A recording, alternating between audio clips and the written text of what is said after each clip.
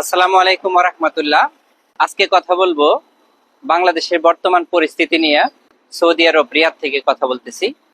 ভিডিওটা একটু শেয়ার করে দিবেন, কারণ অনেক প্রবাসী এই বাংলাদেশের এই বর্তমান পরিস্থিতিতে, এই পরিস্থিতির কারণে অনেক প্রবাসীর চাকরি হারাবে। দেশে গেছে, তারা আসতে পারতেছে না, অথবা এখানে ছুটির ব্যবস্থা করছিল, অনেকে ছুটিতে যাওয়ার জন্য টিকিট কাটছে, ভিসা লাগাইছে, তো সেইগুলো কিন্তু লসের মুখে। তো সবচেয়ে বেশি লস হবে যে প্রবাসীটা বাংলাদেশে গেছে, নতুন করে আবার সৌদি আরবে সে আসতে পারতেছে না। এই জন্য ভিডিওটা একটু শেয়ার করে দিতে বলতেছি, কারণ অনেক প্রবাসী কিছুদিন আগে দেশে গেছে, এখন হয়তো তার আসার সময়, কিন্তু বাংলাদেশে এখন সবকিছু বন্ধ।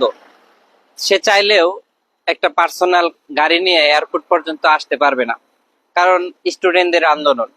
জানি না তারা কতটুকু সফল হইতে পারবে এই আন্দোলনে, কিন্তু আমার একজন প্রবাসী ভাইয়ের যে ক্ষতিটা হইলো, এই ক্ষতি কিন্তু আসলে পূরণের না। তো এরপরেও যারা বাংলাদেশ থেকে আসতে পারতেছেন না, আপনার হয়তো ভিসাটা এক্সপায়ার হয়ে গেছে গা, আপনি আসতে পারতেছেন না।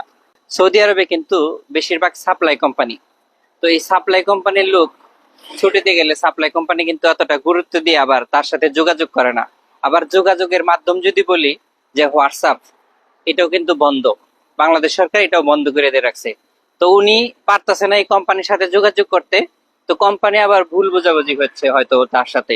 তো কাজেই ভিডিওটা যে দেখতেছেন, হয়তো আপনার সাথে চাকরি করে সে ছুটিতে গেছে, তো আপনি পারলে কোম্পানির মুদিরকে একটু বোঝাবেন যে বাংলাদেশে এখন এই বর্তমানে এই পরিস্থিতি, এই জন্য সে আসতে পারতেছে না।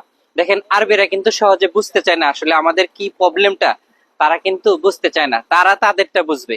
তো সুতরাং আপনি সহ আরো দুইজন সহ একটু বোঝানোর চেষ্টা করবেন, পারলে এরকম ভিডিও গুলো দেখাবেন যে দেখ বাংলাদেশের অবস্থাটা এরকম। তো এই পরিস্থিতিতে সে কিভাবে এয়ারপোর্ট পর্যন্ত আসবে।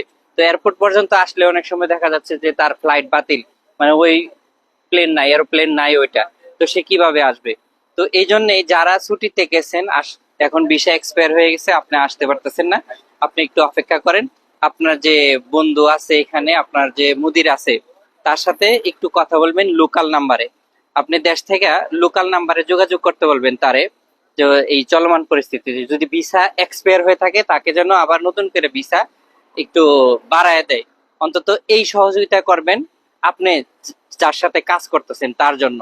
কারণ একজন প্রবাসী সারা জীবনের কষ্ট করে এই উপার্জন করে এই প্রবাসী থেকে, তো যখন সে আবার আসতে পারবে না, হয়তো একটু ভালো একটা পর্যায়ে চলে গেছে এই কয়দিনে, এখন যদি সে না আসতে পারে, তার পরিবারের জন্য দূর সময় নামে আসবে। একটা প্রবাসী ভালো অবস্থানে যাওয়ার পরে যখন সে ওই অবস্থানে যখন ফিরে না আসতে পারে, যাই হোক, আল্লাহর কাছে দোয়া করি আল্লাহ তাআলা যেন তাকে সহি সালামতে আবার এই প্রবাসে ফিরে আনে।